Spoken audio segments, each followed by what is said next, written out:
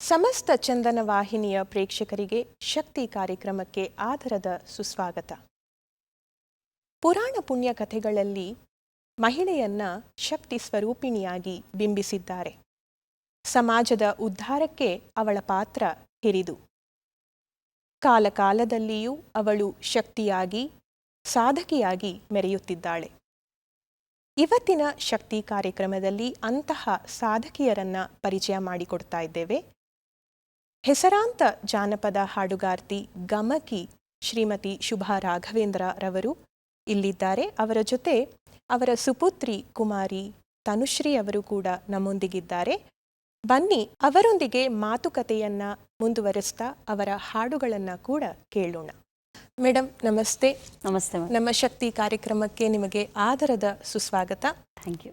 ಮೊದಲಿಗೆ ನಾನು ಕೇಳ್ಪಟ್ಟಿರೋದೇನಂತಂದ್ರೆ, ನೀವು ಶಾಸ್ತ್ರೀಯ ಸಂಗೀತವನ್ನ ಕಲಿತು ಗಮಕ ಕಲೆಯನ್ನ ಅಭ್ಯಾಸ ಮಾಡಿದ್ದೀರಾ. ಈ ಶಾಸ್ತ್ರೀಯ ಸಂಗೀತಕ್ಕೂ ಗಮಕ ಕಲೆಗೂ ಏನು ವ್ಯತ್ಯಾಸ? ನಿಮ್ಮ ಗುರುಗಳ ಬಗ್ಗೆನೂ ಹಾಗೆಯೇ ಸ್ವಲ್ಪ ತಿಳಿಸ್ಕೊಡಿ. ಮೊದಲಿಗೆ ನಾನು ಕಲ್ತಿದ್ದೆ ಗಮಕ.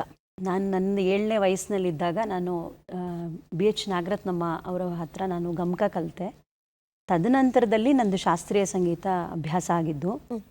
ನಾನು ಬರ್ತಾ ಬರ್ತಾ ಕಂಡುಕೊಂಡಿದ್ದೇನು ಅಂತಂದರೆ, ಈ ಗಮಕ ಕಲೆ ಅಂತಂದರೆ ನಿಮಗೆ ಆದಿಗಮಕಿಗಳು ಪುರಾಣ ರಾಮಾಯಣದ ಕಾಲದಲ್ಲಿ ಇದ್ದಕ್ಕಂಥ ಲವಕುಶರು ಅವರು ಆದಿಗಮಕಿಗಳು. ಅಲ್ಲಿಂದ ಈ ಗಮಕ ಕಲೆ ಪ್ರಾರಂಭ ಆಯಿತು.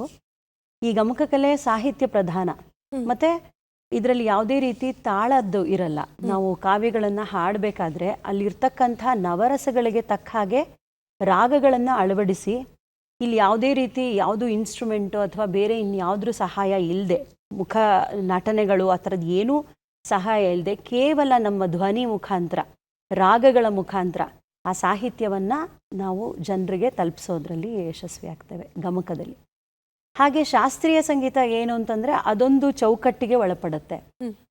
ಅದರಲ್ಲಿ ನೀವು ಸಂಗತಿಗಳು ಹೀಗಿದೆ ಹಾಗೆ ಹಾಡಬೇಕಂದ್ರೆ ಹಾಗೆ ಹಾಡಬೇಕು, ಅದರಲ್ಲಿ ಯಾವುದೇ ನಾವು ಬದಲಾವಣೆ ಮಾಡ್ಕೊಳ್ಳೋ ಹಾಗಿಲ್ಲ.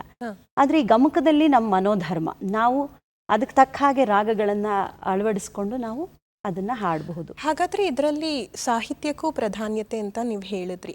ಸಾಹಿತ್ಯಕ್ಕೆ ಜಾಸ್ತಿ ಪ್ರಾಧಾನ್ಯತೆ. ಗಮಕ ಕಲೆ ಕಲಿಬೇಕಾದ್ರೆ ಸಾಹಿತ್ಯದ ಅರಿವು ಚೆನ್ನಾಗಿರ್ಬೇಕು. ಸೊ ಕಲಿಯೋದ್ರಿಂದ ಸಾಹಿತ್ಯದ ಅರಿವು ಚೆನ್ನಾಗಿ ಆಗುತ್ತೆ. ಮತ್ತು ಕನ್ನಡ ನಮ್ಮ ಆಮೇಲೆ ಇನ್ನೊಂದು ವಿಚಾರ ಏನು ಅಂತಂದರೆ, ನಮ್ಮ ಕನ್ನಡ ಭಾಷೆಯಲ್ಲಿ ಮಾತ್ರ ಇರ್ತಕ್ಕಂಥದ್ದು ಗಮಕ ಕಲೆ ಅಂತ ಹೇಳ್ಕೊಳ್ಳೋಕ್ಕೆ ನಿಜವಾಗ್ಲೂ ತುಂಬ ಹೆಮ್ಮೆ ಆಗುತ್ತೆ. ಈ ಮುಖಾಂತರ ಈಗಂತೂ ಕನ್ನಡ ಎಲ್ಲೋ ಹೋಗ್ತಾ ಇದೆ. ಆ ಕನ್ನಡ ಕೂಡ ಮಕ್ಕಳು ಕಲಿತ್ರೆ ಅದು ಬೆಳವಣಿಗೆ ಆಗುತ್ತೆ ಅಂತ ಹೇಳ್ಬೋದು. ನೂಲಿನಂತೆ ಸೀರೆ, ತಾಯಿಯಂತೆ ಮಗಳು ಅಂತ ಒಂದು ನಾಣ್ಣುಡಿನೇ ಇದೆ. ಇವತ್ತು ನಿಮ್ಮ ಜೊತೆ ನಿಮ್ಮ ಪುತ್ರಿಯೂ ಸಹ ಇಲ್ಲಿದ್ದಾರೆ. ಸೊ ನಿಮ್ಮ ಬಗ್ಗೆ ಒಂಚೂರು ತಿಳಿಸ್ಕೊಡಿ. ನೀವು ಹೇಗೆ ಸಂಗೀತ ಕ್ಷೇತ್ರಕ್ಕೆ ಬಂದ್ರಿ? ಅಮ್ಮನನ್ನ ನೋಡಿ ನಿಮಗೆ ಆ ಒಂದು ಸಂಗೀತ ಕಲಿಬೇಕು ಅನ್ನೋ ಒಂದು ಆಸಕ್ತಿ ಹುಟ್ಟ ಹೇಗೆ? ನಂಗೆ I don't remember the exact point ನಾನು ಯಾವಾಗ ಹಾಡಕ್ಕೆ ಸ್ಟಾರ್ಟ್ ಮಾಡಿದೆ ಅಂತ. ಆದರೆ ಅಮ್ಮನ ಕೊಲೀಗ್ಸ್ ಎಲ್ಲರೂ ಹೇಳ್ತಾರೆ ದಟ್ ನಾನು ಅಮ್ಮನ ಹೊಟ್ಟೆಲಿದ್ದಾಗಲೇ ಅಮ್ಮ ಮ್ಯೂಸಿಕ್ ಬಂದಿದೆ ಅಂತ ಅಂದ್ಬಿಟ್ಟು. ಆ್ಯಂಡ್ ನನಗೆ ಮೆಮೊರಿ ಇರೋ ಪ್ರಕಾರ ನಾನು ಸ್ಟೇಜ್ ಮೇಲೆ ಫಸ್ಟ್ ಹಾಡಿದ್ದೇನೆ ನನಗೆ 3 ವರ್ಷ ಇರುವಾಗ. ಸೊ ಇವಾಗ ಆಲ್ಮೋಸ್ಟ್ 17 ಇಯರ್ಸಿಂದ ಹಾಡ್ತಾ ಇದ್ದೀನಿ. ಆ್ಯಂಡ್ ಯಾವಾಗಿಂದ ಸಂಗೀತ ಇಷ್ಟ ಅಂತ ಹೇಳೋಕ್ಕಾಗಲ್ಲ, ಯಾಕಂತಂದರೆ ಅದು ಐ ಕಾಂಟ್ ರಿಮೆಂಬರ್. ಅದು ಯಾವಾಗಲಿದ್ರೂ ಮನೇಲಂತೂ 3 ಹೊತ್ತು ಇದ್ದೇ ಇತ್ತು. ಅಮ್ಮನ ಹಾಡು ಅಫ್ಕೋರ್ಸ್ ಕೇಳ್ತಿದ್ದೆ, ಮತ್ತು ಮನೆಯಲ್ಲೂ ತುಂಬ ಸಂಗೀತ ಆ್ಯಂಡ್ ಕಲ್ಚರ್ ಇನ್ ಜನರಲ್ ತುಂಬ ಜಾಸ್ತಿ. ಹಾಗಾಗಿ ಸಂಗೀತ ತುಂಬ ಇಷ್ಟ. ಬಟ್ ಮೊದಲಿಗೆ ತುಂಬ ತುಂಟಿ ಇದ್ದೆ, ಕಲಿತಿರ್ಲಿಲ್ಲ ಕೂತ್ಕೊಂಡು. ಬಟ್ ಕೇಳಿ ಕೇಳಿ ಹಾಡ್ತಿದ್ದೆ. ಆ್ಯಂಡ್ ಫಾರ್ಮಲ್ ಆಗಿ ಫಸ್ಟ್ ನಾನು ಕಲ್ತಿದ್ದು ಶಾಸ್ತ್ರೀಯ ಸಂಗೀತನೇ. ಆಲ್ಮೋಸ್ಟ್ ಪ್ಯಾರಲಲಿ ನಾನು ಅಮ್ಮನ ತರಹನೇ ಗಮಕ ಹಾಡಕ್ಕೆ ಸ್ಟಾರ್ಟ್ ಮಾಡಿದೆ at a very Young age.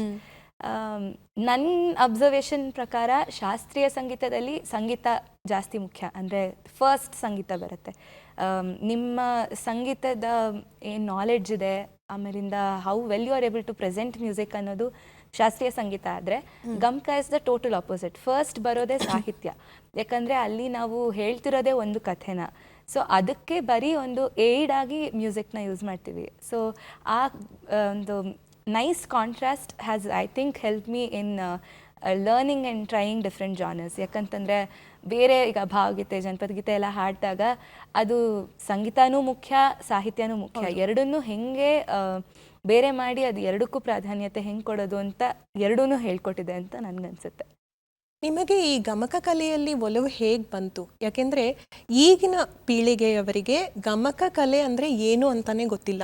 ಹಾಗೆಯೇ ಗಮಕ ಕಲೆ ಈಗ ಕ್ಷೀಣಿಸ್ತಾ ಬರ್ತಾ ಇದೆ. ಹಾಗಾಗಿ ಈ ಗಮಕ ಕಲೆಯಲ್ಲಿ ಒಲವು ಹೇಗೆ ಬಂತು, ಇದ್ರ ಬಗ್ಗೆ ಒಂಚೂರು ಹೇಳ್ತೀರಾ? ಮೊದಲಿಗೆ ನಮ್ಮ ತಾಯಿ ಸೇರಿಸಿದ್ರು ಅಷ್ಟೇ ನಮಗೆ ಗೊತ್ತು. ಬಟ್ ಕಲಿತಾ ಕಲಿತಾ ನಮಗೆ ಇದರಲ್ಲಿ ಒಂದು ಖುಷಿ ಕಂಡಿದ್ದು ಅಂದರೆ, ಈಗ ಗಮಕ ರೂಪಕಗಳನ್ನು ಮಾಡ್ತಾ ಇದ್ವಿ, ಅದರಲ್ಲಿ ಎಲ್ಲ ಥರದ್ದು ಪಾತ್ರಗಳನ್ನು ಹಾಡಿನ ಮುಖಾಂತರ ಅಭಿನಯಿಸ್ತಾ ಇದ್ವಿ ನಾವು. ಹಾಡಿನ ಮುಖಾಂತರ ಅದರಲ್ಲಿ ಕರುಣಾರಸ ಇರಬಹುದು, ಅಥವಾ ಒಂದು ವೀರರಸ ಇರ್ಬೋದು, ಹಾಸ್ಯ ಇರ್ಬೋದು, ವ್ಯಂಗ್ಯ ಇರ್ಬೋದು, ಪ್ರತಿಯೊಂದೂ ಅದೆಲ್ಲೋ ತುಂಬ ಖುಷಿ ಕೊಡ್ತಾ ಇತ್ತು. ಮತ್ತು ಪುರಾಣದ ಕಥೆಗಳನ್ನು ಒಳಗೊಂಡಿರ್ತಕ್ಕಂಥದ್ದಾಗಿದ್ದರಿಂದ ಆಮೇಲೆ ಎಷ್ಟೋ ಇದರಲ್ಲಿ ನಾವು ಕಥೆಗಳನ್ನು ತಿಳ್ಕೊಳ್ತಾ ಹೋದ್ವಿ. ಒಂಥರ ದೈವ ಸಾನ್ನಿಧ್ಯಕ್ಕೆ ಹತ್ತಿರ ಆಗ್ತಾ ಇದ್ದೀವೇನೋ ಅನ್ನೋಂಥ ಒಂದು ಭಾವನೆಗಳು ಕೊಡ್ತಾ ಇತ್ತು. ಹಾಗಾಗಿ ನನಗೆ ಆ ಗಮಕ ಬಹಳ ಇಷ್ಟ ಆಯಿತು. ಬಹಳ ಖುಷಿ ಆಯಿತು. ಈಗ ಒಂದು ಗಮಕ ಕಲೆಯ ಪ್ರಸ್ತುತಿ ನೋಡೋಣವಾ? ಖಂಡಿತ.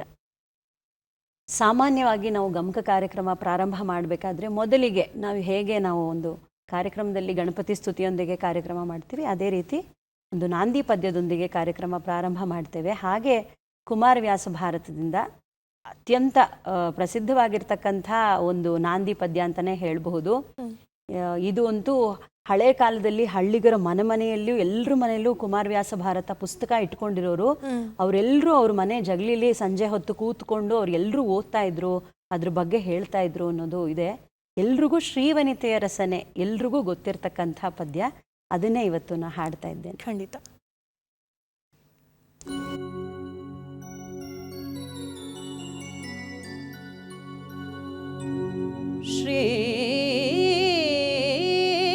ಶ್ರೀವನಿತೆಯ ರಸನೆ ವಿಮಲ ರಾಜೀವ ಪೀಠನ ಪಿತನೆ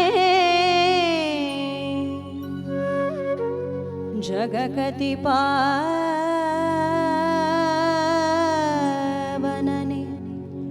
ಸನಕಾದಿ ಸಜ್ಜನ ನಿಕರ ದಾತಾರ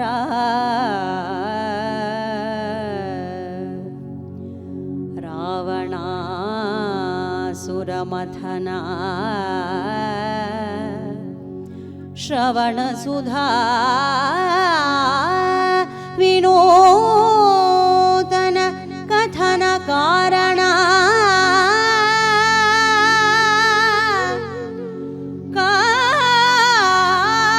ಕಾವುದು ಆನತ ಜಗವ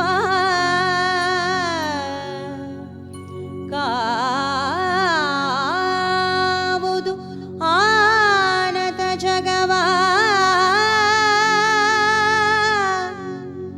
ಗದುಗಿನ ವೀರ ನಾರಾಯಣ ಆ ಆ ಆ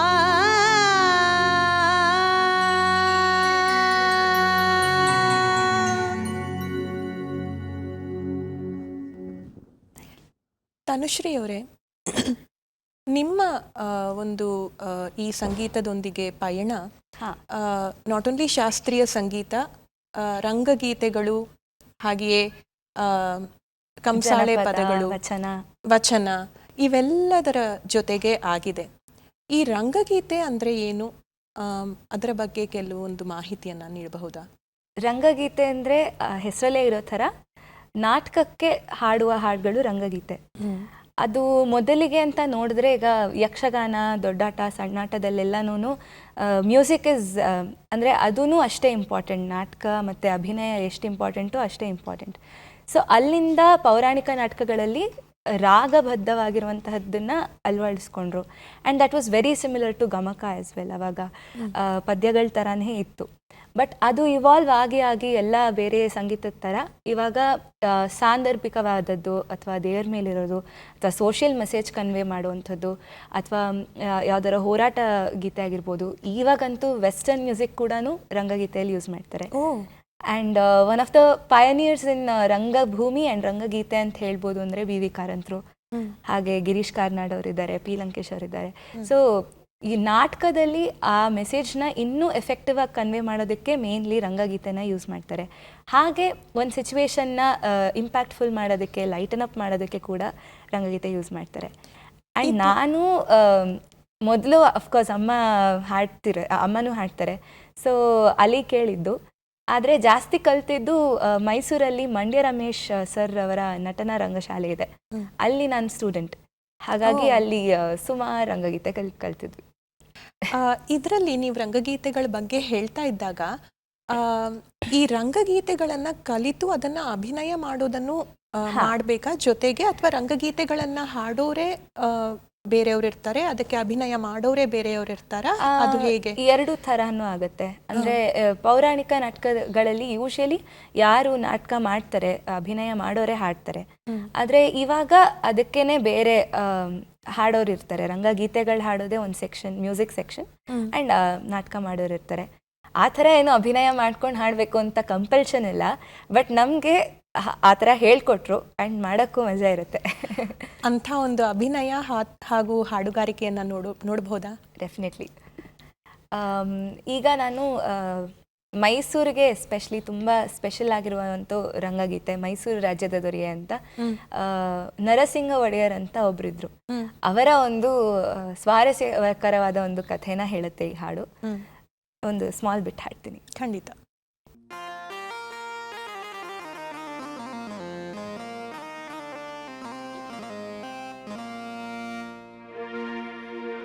ಮೈಸೂರು ರಾಜ್ಯದ ದೊರೆಯೇ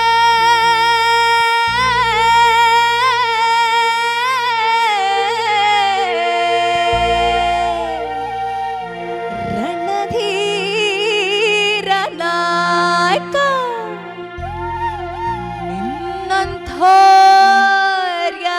ಇಲ್ವಲ್ಲೋ ಲೋಕದ ಮ್ಯಾಲೆ,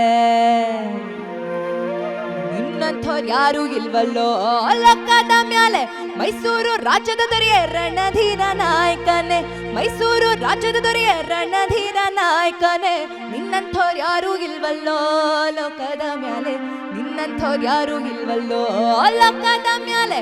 ಹಿಂದೆ 200 ದಂಡು, ಮುಂದೆ 300 ದಂಡು, ಹಿಂದೆ 200 ದಂಡು, ಮುಂದೆ 300 ದಂಡು, ನಿನ್ನಂಥವ್ರು ಯಾರು ಇಲ್ವಲ್ಲೋ ಲೋಕದ ಮ್ಯಾಲೆ. ತಿರುಚಿನ ಪಳ್ಳಿಗೊಳಗೆ ಕೊಬ್ಬಿದ ಮಲ್ಲ ಜಟ್ಟಿ, ತಿರುಚಿನ ಪಳ್ಳಿಗೊಳಗೆ ಕೊಬ್ಬಿದ ಮಲ್ಲ ಜಟ್ಟಿ, ದೊಡ್ಡ ಚಡ್ಡಿಯನ್ನು ದಿಟ್ಟಿ ಬಾಗಿಲ ಮೇಲೆ ತೂಗಿ ಬಿಟ್ಟಾನಂತ ಕೇಳಿ ಕಿರಿಕಿರಿಯಾದ ದೊರೆಯೇ, ಮೈಸೂರು ರಾಜ್ಯದ ದೊರೆಯೇ ರಣಧೀರ ನಾಯಕನೇ, ಮೈಸೂರು ರಾಜ್ಯದ ದೊರೆಯೇ ರಣಧೀರ ನಾಯಕನೇ, ನಿನ್ನಂಥವ್ರು ಯಾರು ಇಲ್ವಲ್ಲೋ ಲೋಕದ ಮ್ಯಾಲೆ, ನಿನ್ನಂಥವ್ರು ಯಾರು ಇಲ್ವಲ್ಲೋ ಲೋಕದ ಮ್ಯಾಲೆ. ನೀವು ನಾಟ್ಯವನ್ನ ಕೂಡ ಕಲಿತಾ ಇದ್ದೀರಾ? ಇಲ್ಲ. ಅದನ್ನು ಕಲ್ತ್ಬಿಡಿ, ಎಲ್ಲಾನು ಕಂಪ್ಲೀಟ್ ಆಗ್ಬಿಡತ್ತೆ ಕಲೆಗಳ ವಿಚಾರಕ್ಕೆ ಬಂದ್ರೆ. ಬಹಳ ಖುಷಿ ಆಯ್ತು, ತುಂಬಾ ಚೆನ್ನಾಗಿತ್ತು. Thank you. ಮುಂದಿನ ಪ್ರಶ್ನೆಗೆ ಹೋಗೋಕ್ಕಿಂತ ಮುಂಚೆ ಒಂದು ಪ್ರಶ್ನೆ ನಾನು ತನುಶ್ರೀ ನಿಮ್ಮನ್ನು ಕೇಳಕ್ಕೆ ಇಷ್ಟಪಡ್ತೀನಿ.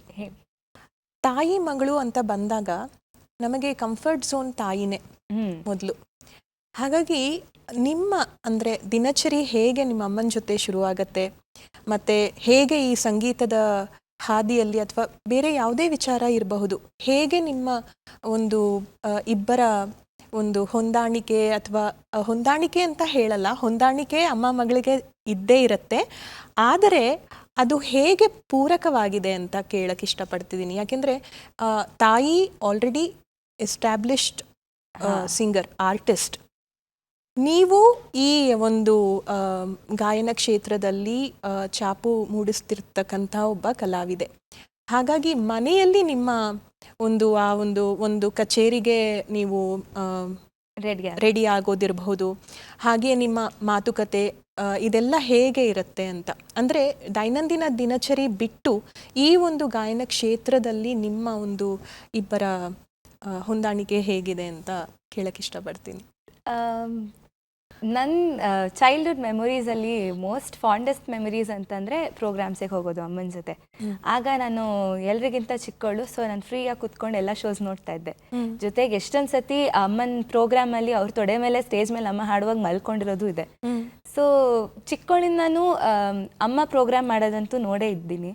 ಸೊ ಒಂದು ಪ್ರೋಗ್ರಾಮಿಗೆ ಪ್ರಿಪೇರ್ ಆಗೋದಕ್ಕೆ ಹಿಂದೆ ಎಷ್ಟು ಕೆಲಸ ಆಗುತ್ತೆ, ಎಷ್ಟು ಕ್ರೈಟೀರಿಯಾಸ್ನ ಟಿಕ್ ಆಫ್ ಮಾಡಬೇಕು ಏನು ಅಂತ ಆಗ್ಲಿಂದಾನೇ ನೋಡ್ಕೊಂಬಂದೆ. ಆ್ಯಂಡ್ ನಾನು ಅಮ್ಮ ಫಸ್ಟ್ ಟೈಮ್ ಹಾಡಿದ್ದು ನಾನು ತುಂಬ ಚಿಕ್ಕವಳಿದ್ದಾಗ. ಸೊ ಆಗ್ಲೂ ಅಂದರೆ ಆವಾಗ ಒಂಥರ ಅಂದರೆ ಇನ್ನೂ ಚಿಕ್ಕವಳು ಹಾಡ್ತೀನಿ ಅನ್ನೋ ಥರ ಇತ್ತು. ಬಟ್ ಈಗ it's like we are complementing each other. ಅಂದರೆ ಅಮ್ಮ ಏನಾದರೂ ಹಾಡಿದ್ರೆ ಅದಕ್ಕೆ ನಾನು ಸಪೋರ್ಟ್ ಮಾಡೋದು, ಅಥವಾ ನಾ ಹಾಡಿದ್ರೆ ಅಮ್ಮ ಸಪೋರ್ಟ್ ಮಾಡೋದು, ಆ ಥರ ಇರುತ್ತೆ. ಆಮೇಲಿಂದ ಪ್ರಿಪರೇಷನ್ ಟೈಮಲ್ಲಿ ಯೂಶ್ವಲಿ ಅದೇ ಯಾವ ಸಾಂಗಿಗೆ ಯಾರು ಲೀಡ್ ತೊಗೊಂಡು ಹೆಂಗೆ ಒಂದು ಸಾಂಗ್ನ ಜಾಸ್ತಿ ಚೆನ್ನಾಗಿ ಮಾಡ್ಬೋದು, ಕೋರಸ್ಗಳೇನು ಮಾಡ್ಬೋದು, ಏನಾದರೂ ಹುಕ್ ಟ್ಯೂನ್ಸ್ ಮಾಡ್ಬೋದಾ, ಆ ಥರ ಇರುತ್ತೆ. ಅದು ಬಿಟ್ಟರೆ ಇನ್ನೇನಾದರೂ ಗಮಕ ಅಂತಂದರೆ ಈಗ ಕೂತ್ಕೊಂಡಿಬ್ರು ಇದು ಯಾವ ಡೈಸೆಕ್ಟ್ ಮಾಡಿ ಒಂದು ಪದ್ಯನ ಅದು ಯಾವ ಭಾವದಲ್ಲಿದೆ, ಯಾವ ರಾಗ ಹಾಕ್ಬೋದು, ಆ ಥರದ್ದೇ ಸುಮಾರು ಕಾನ್ವರ್ಸೇಷನ್ಸ್ ಇರುತ್ತೆ. ಅದಷ್ಟೇ ಅಲ್ಲದೆ ಅಮ್ಮನ ಹತ್ರ ನಾನು ಎಲ್ಲ ಜಾನರ್ಸು ಕಲ್ತಿದ್ದೀನಿ ಕನ್ನಡದಲ್ಲಿ. ಅಂದರೆ ಶಾಸ್ತ್ರೀಯ ಸಂಗೀತ, ಗಮಕ, ದೇವ್ರನಾಮ, ಭಾವಗೀತೆ, ಜನಪದಗೀತೆ, ವಚನ, ರಂಗಗೀತೆ ಎಲ್ಲನೂ. ಸೊ ಯಾವುದೇ ಡೌಟ್ ಇದ್ರೂ ಅಫ್ಕೋರ್ಸ್ ಫಸ್ಟ್ ಅಮ್ಮನ ಹತ್ರನೇ ಹೋಗೋದು. ಜೊತೆಗೆ ನಾನು ವೆಸ್ಟರ್ನು ಮತ್ತು ಫಿಲ್ಮ್ ಮ್ಯೂಸಿಕ್ ಹಾಡೋದ್ರಿಂದ ಅಮ್ಮಂಗೆ ಆ ವಿಚಾರದಲ್ಲಿ ಏನಾದರೂ ಸ್ವಲ್ಪ ಇದಿದ್ರೆ ಆಗ ನಾನೇ I will help her out. So ಒಂದೊಂಥರ ಅಂಡರ್ಸ್ಟ್ಯಾಂಡಿಂಗು ಹಾಗೆ ಚಿಕ್ಕ ವಯಸ್ಸಿನಲ್ಲಿ ಅವಳು ನನ್ನನ್ನು ಸಾಕಷ್ಟು ಕೇಳೋಳು. ಇವಾಗ ನನಗೇನಾದರೂ ಡೌಟ್ ಬಂದರೆ ನಾನು ಖಂಡಿತ ಕೇಳ್ತೀನಿ. ನಾವು ಯಾವತ್ತೂ ಹೇಳ್ತೀನಲ್ಲ, ಮರಕ್ಕಿಂತ ಮರ ದೊಡ್ಡದಿರುತ್ತೆ ಅಂತ. ಆಮೇಲೆ ನಾವು ಅದು ಕಲಿಯೋ ವಿಚಾರದಲ್ಲಿ ಯಾವತ್ತೂ ನಾನು ಅವರಿಂದ ಹೆಂಗೆ ಕೇಳೋದು, ಅವ್ರಿಗಿಂತ ನಾನು ದೊಡ್ಡೋಳು ಅನ್ನೋ ಒಂದು ಯಾವಾಗ ಭಾವ ಬರುತ್ತೆ, ನಾವು ತುಂಬ ಕುಗ್ಗಿಬಿಡ್ತೀವಿ. ಅಂದರೆ ನಮ್ಮ ಬೆಳವಣಿಗೆ ಅಲ್ಲಿಗೆ ಮುಗೀತು ಅಂತಲೇ ಅರ್ಥ. ಖಂಡಿತ ನಾ ಹೇಳೋದು, ಅದು ನನ್ನ ಮಗಳಾಗಲಿ ಅಥವಾ ಅವಳ ವಯಸ್ಸಿನ ನನ್ನ ಶಿಷ್ಯ ಆಗಲಿ ಅಥವಾ ಇನ್ನೊಬ್ಬರಾಗಲಿ, ಒಂದು ಅಕ್ಷರಂ ಕಲಿಸಿದ ತಮ್ಮ ಗುರು ಅಂತ ಏನು ಹೇಳ್ತೀವಿ, ಹಾಗೆ ನಾವು ಎಲ್ಲರ ಜೊತೆ ಕಲಿಯೋ ಅಂಥದ್ದು, ತಿಳ್ಕೊಳ್ಳೋ ಅಂಥದ್ದು ಸಾಕಷ್ಟಿದೆ. ಸೊ ಆ ವಿಚಾರದಲ್ಲಿ ನನ್ನ ಮಗಳ ಜೊತೆಗೆ ಈ ವಿಚಾರ ಎಲ್ಲ ಡಿಸ್ಕಸ್ ಮಾಡಿ ಅದೊಂದು ಚಂದ ಮಾಡ್ತೀವಲ್ವ, ತುಂಬ ಹೆಮ್ಮೆ ಅನಿಸುತ್ತೆ. ಆಮೇಲೆ ಇನ್ನೊಂದು ವಿಚಾರ, ಎಷ್ಟೋ ಸಲ ಒಂದೊಂದು ಸಮಯ ನನ್ನ ಗಂಟ್ಲು ಏನೋ ತೊಂದರೆ ಆಗ್ತಿರುತ್ತೆ. ಅಂಥ ಟೈಮ್ನಲ್ಲಿ ಅವಳು ಚೆನ್ನಾಗಿ ಅರ್ಥ ಮಾಡ್ಕೊಂಡು ಇಮ್ಮಿಡಿಯೇಟ್ ಅವಳು ಆನ್ ಸ್ಟೇಜ್ ಅಲ್ಲಿ ಅವಳು ತುಂಬಾ ಆರ್ಗ್ಯಾನಿಕ್ ಆಗಿರುತ್ತೆ. ಆ ಥರ ಅಂದರೆ ಅದು ನಮ್ಮಿಬ್ರು ಅದು ಪ್ರೋಗ್ರಾಮ್ನಲ್ಲಿ ಎಲ್ಲೂ ಅದು ಇದಾಗಬಾರ್ದು, ಬೀಳಬಾರ್ದು, ಒಟ್ಟು ಕಾರ್ಯಕ್ರಮ ಇದಾಗಬೇಕು ಅಂತ. ಆಮೇಲೆ ನಮಗೆ ತುಂಬಾ ಖುಷಿ ಆಗುತ್ತೆ. Common and the biggest compliment is ನೀವಿಬ್ರು ಹಾಡ್ತಿದ್ರೆ ಒಬ್ಬರೇ ಹಾಡ್ತಿದ್ದೀರಾ ಅನ್ನೋದ್ರ ಕೇಳುತ್ತೆ ಅಂತ ಹೇಳ್ತಾರೆ ಎಲ್ರು. ಅಂದ್ರೆ ಕೋಆರ್ಡಿನೇಷನ್ ಅಷ್ಟು ಚೆನ್ನಾಗಿರುತ್ತೆ. ಸೊ ಅದೆಲ್ಲ ಚೆನ್ನಾಗಿ ಅನ್ಸುತ್ತೆ. ಈ ವಿಚಾರಕ್ಕೆ ಬಂದಾಗ ಇನ್ನೊಂದು ಪ್ರಶ್ನೆ ಈಗಲೇ ಕೇಳ್ಬಿಡ್ತೀನಿ. ನೀವು ಕಲಾವಿದೆಯಾಗಿ ನಿಮ್ಮ ಮಗಳನ್ನು ನೋಡಿದಾಗ ತಾಯಿಯಾಗಿ ನೋಡೋದಕ್ಕೂ ಕಲಾವಿದೆಯಾಗಿ ನೋಡೋದಕ್ಕೂ ಒಂದು ವ್ಯತ್ಯಾಸ ಇರುತ್ತೆ. ಹಾಗಾಗಿ ನೀವು ತಾಯಿಯಾಗಿ ನೋಡುವಾಗ ಅವಳು ಹಾಡಬೇಕಾದ್ರೆ ಅಥವಾ ಕಲಾವಿದೆಯಾಗಿ ನೋಡುವಾಗ ಅವಳು ಹಾಡಬೇಕಾದ್ರೆ ನಿಮಗೆ ಯಾವ ಥರ ಒಂದು ಅಭಿಪ್ರಾಯ? ಅವಳು ತುಂಬ ಚಿಕ್ಕವಳಲ್ಲಿದ್ದಾಗ ನಾನು ತಾಯಿಯಾಗಿ ನೋಡ್ತಾ ಇದ್ದೆ, ಅವಳು ಸಾಕಷ್ಟು ಕರೆಕ್ಷನ್ ಅದು ಮಾಡ್ತಾ ಇದ್ದೆ. ಈಗ ಅವಳು ಸಾಕಷ್ಟು ಕಾರ್ಯಕ್ರಮಗಳು ಮಾಡ್ತಾ ಇದ್ದಾಳೆ ಇಂಡಿಪೆಂಡೆಂಟ್ ಆಗಿ. ಹಲವಾರು ಸಿನಿಮಾಗಳಲ್ಲೂ ಕೂಡ ಅವಳು ಈಗಾಗಲೇ ಹಾಡಿದ್ದಾಳೆ. ಈಗ ಒಂದು ಕಲಾವಿದೆಯಾಗಿ ಅವಳನ್ನು ನಾನು ನೋಡೋದು ತುಂಬ ನನಗೆ ಹೆಮ್ಮೆ ತಂದಿದೆ. ಆಮೇಲೆ ತಕ್ಷಣ ಈಗ ಮೊನ್ನೆ ಈಶಾ ಫೌಂಡೇಶನಲ್ಲಿ ಕಾರ್ಯಕ್ರಮ ಇತ್ತು. ಇಮಿಡಿಯೇಟ್ ಅಲ್ಲಿ ಪ್ರತಿಯೊಂದು ಹಾಡಿಗೂ ಆಲಾಪ್ ಹಾಡಿ ಅಂತ ಇಮಿಡಿಯೇಟ್ ನನಗೆ ಆಶ್ಚರ್ಯ ಆಗ್ತಾ ಇತ್ತು. ತಕ್ಷಣ ಒಂದು ಕಡೆನೂ ಒಂಚೂರು ಎಡುವುದೆ, ಅವಳು ಒಂದಾದ್ಮೇಲೆ ಒಂದು ಹಾಡ್ತಾ ಹೋದಾಗ ನಂಗೆ ನಿಜವಾಗ್ಲೂ ತುಂಬ ಹೆಮ್ಮೆ ಅಂತ ಅನ್ನಿಸ್ತು. ತುಂಬ ಖುಷಿ ಆಯಿತು ನನಗೆ. ನಿಮ್ಮ ಸಂಗೀತದ ಪಯಣಕ್ಕೆ ಬಂದಾಗ ಗಮಕ ಆಯಿತು, ಇದು ರಂಗಗೀತೆ ಆಯಿತು, ಒಂದು ಕಂಸಾಳೆ ಪದ ಹಾಡಬೇಕು ಅಂತ ಕೇಳ್ಕೊಳ್ತಾ ಇದ್ದೀನಿ. ಖಂಡಿತ ಕಂಸಾಳೆ ಬಗ್ಗೆ ಒಂದೆರಡು ಖಂಡಿತ ಬೇಕು. ಈ ಕಂಸಾಳೆ ಅಂತಂದ್ರೆ ಇನ್ನೊಂದು ಜನಪದದ ಇನ್ನೊಂದು ಭಾಗ ಅಂತಾನೆ ಹೇಳಬಹುದು. ಸಾಮಾನ್ಯವಾಗಿ ಮೈಸೂರು, ಚಾಮರಾಜನಗರ, ಕೊಳ್ಳೇಗಾಲ ಆ ಭಾಗದಲ್ಲಿ ಜಾಸ್ತಿ ಕಂಸಾಳೆ ಪ್ರಚಲಿತದಲ್ಲಿದೆ.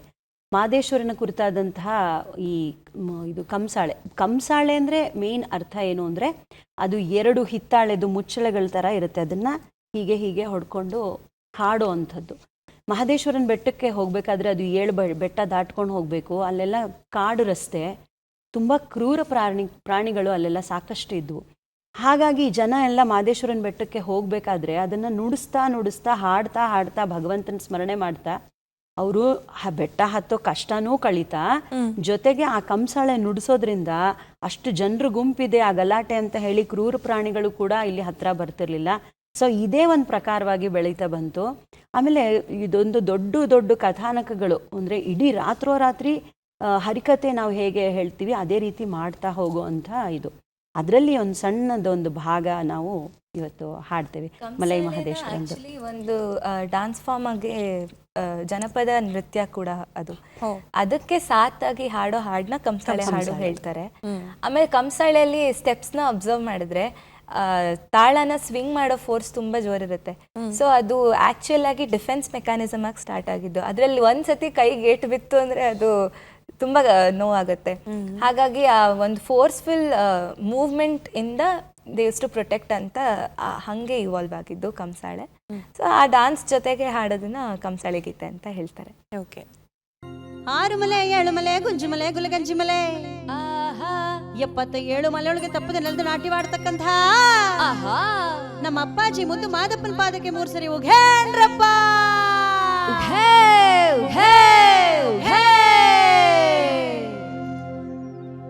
ಮುಂಗೊಂಡಾದ ಮಾದೇವನವರು ಮುಂಗಾಲ ಪೂಜೆಗೆ ಬರುವಾಗ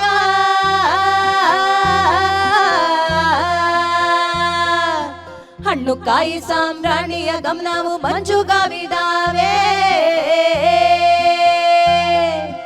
ಬೆಟ್ಟದ ಮಾದೇವ ಬರುವಾಗ ಹುಟ್ಟುಗಲ್ಲು ಗೂಡು ಗುಟ್ಟಿದವೋ.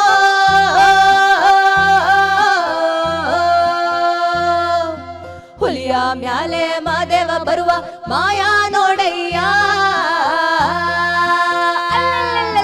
ಮುಂಗೊಂಡಾದ ಮಾದೇಶ್ವರಿಗೆ ಶರಣು ಶರಣಯ್ಯ.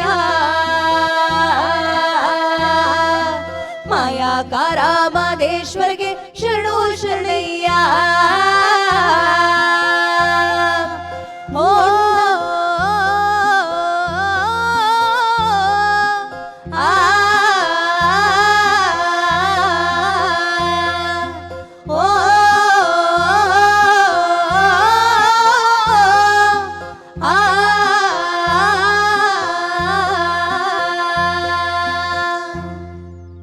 ಬಹಳ ಸೊಗಸಾಗಿತ್ತು.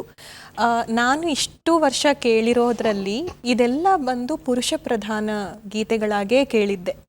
ಇವತ್ತು ಮೊದಲನೇ ಬಾರಿಗೆ ಇದು ಮಹಿಳಾ ಕಂಠದಲ್ಲಿ ಕೇಳುವಂತಹ ಸೌಭಾಗ್ಯ ನನಗೆ ಸಿಕ್ತು. ಬಹಳ ಖುಷಿಯಾಯಿತು.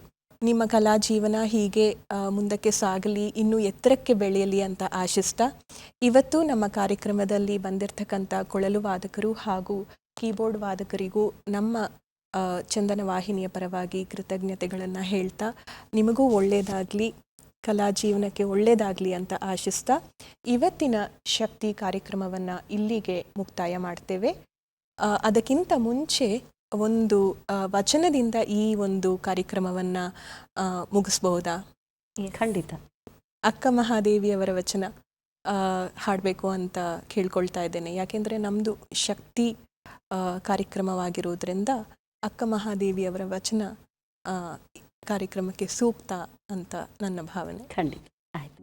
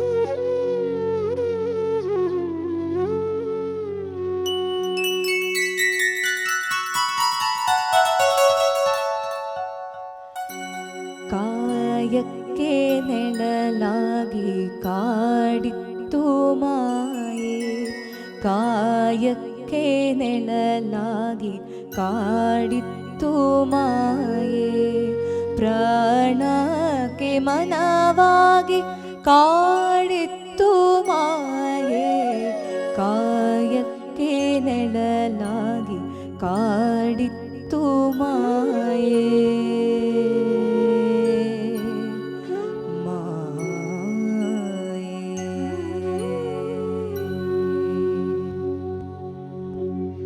ಮನಕ್ಕೆ ನೆನವಾಗಿ ಕಾಡಿತ್ತು ಮಾಯೆ, ಮನಕ್ಕೆ ನೆನವಾಗಿ ಕಾಡಿತ್ತು ಮಾಯೆ, ನೆನ ಹಿಂಗೆ ಅರಿವಾಗಿ ಕಾಡಿತ್ತು ಮಾಯೆ, ನೆನ ಹಿಂಗೆ ಅರಿವಾಗಿ ಕಾಡಿತ್ತು ಮಾಯೆ, ಜಗದ ಜಂಗುಳಿಗಳಿಗೆ ಬೆಂಗೋಲನೆತ್ತಿ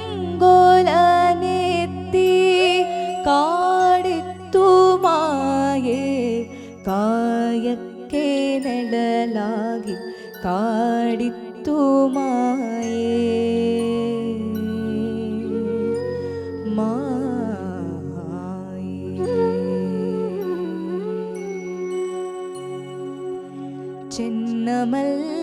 ಚೆನ್ನಮಲ್ಲಿಕಾರ್ಜುನ ನೀ ನೋಡಿದ, ಚೆನ್ನಮಲ್ಲಿಕಾರ್ಜುನ ನೀ ನೋಡಿದ ಮಾಯೆಯನಾರು ಗೆಲ್ಲಲಾರರು, ಮಾಯೆಯನಾರು ಗೆಲ್ಲಲಾರರು, ಗೆಲ್ಲಲಾರರು, ಗೆಲ್ಲಲಾರರು, ಗೆಲ್ಲಲಾರರು, ಗೆಲ್ಲಲಾರರು, ಕಾಯಕ್ಕೆ ನೆಳಲಾಗಿ ಕಾಡಿತ್ತು ಮಾಯೆ,